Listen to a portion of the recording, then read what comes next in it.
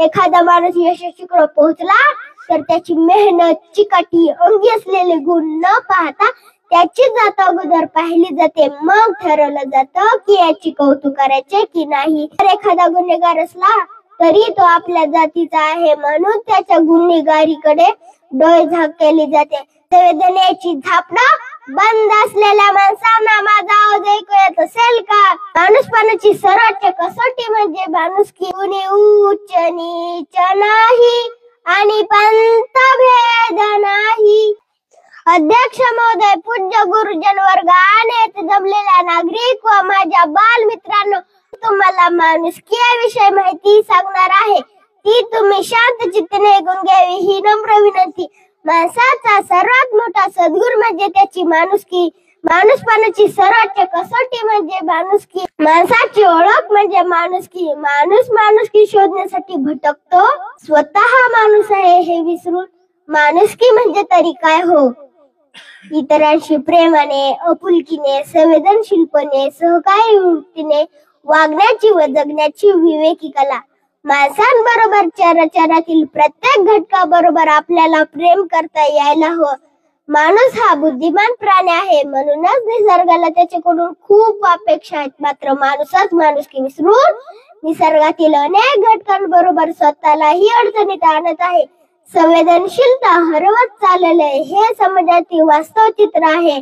माणूस आत्मकेंद्रित बनत चाललाय. त्याच्याकडे इतरांच्या व्यथा, वेदना व समस्या जाणून घ्यायला वेळच नाही. माणसाने स्वतःला जीवन जगण्याच्या, जीव घेण्यात स्पर्धेत ढकललेला आहे. तो पळतो आहे ऊर फुटेपर्यंत, पण का पळतोय याचं उत्तर मात्र त्याच्याकडे नाहीये. जाती धर्माच्या भिंती दिवसेंदिवस जाणीवपूर्वक वाढवल्या जात आहे. एखादा माणूस यशस्वीकडे पोहोचला तर त्याची मेहनत, चिकाटी, अंगी असलेले गुण न पाहता त्याची जात अगोदर पाहिली जाते. मग ठरवलं जातं की याची कौतुक करायचे की नाही.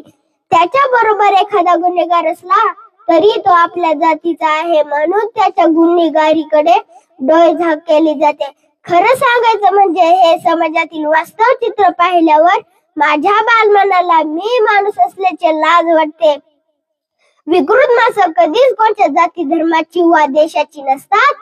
ती समाजाची मारकच असतात.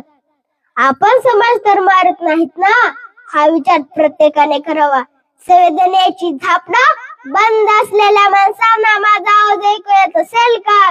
पृथ्वी तलावर माणसाची माणूस हे एकमेव जात व माणुसकी हा एकमेव धर्म आहे जो प्रत्येकाला आपल्या कवेत घेतो. या धर्मात कोणीही दुःखी राहत नाही, कारण प्रत्येक जण संवेदनशीलपणे विचार करतो. संत तुकडोजी महाराज मोठे गोड लिहितात, कुणी उच्च नीच नाही आणि पंथभेद नाही.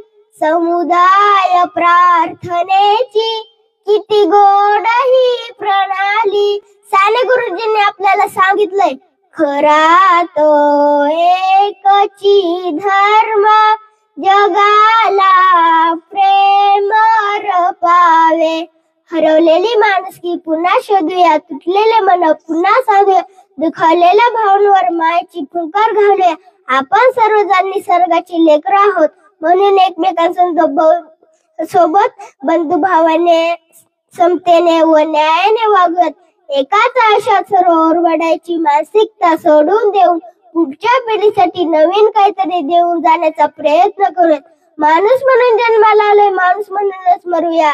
माणुसकी वाढूया, माणुसकी वाढूया, माणुसकी वाढूया. जय हिंद, जय महाराष्ट्र.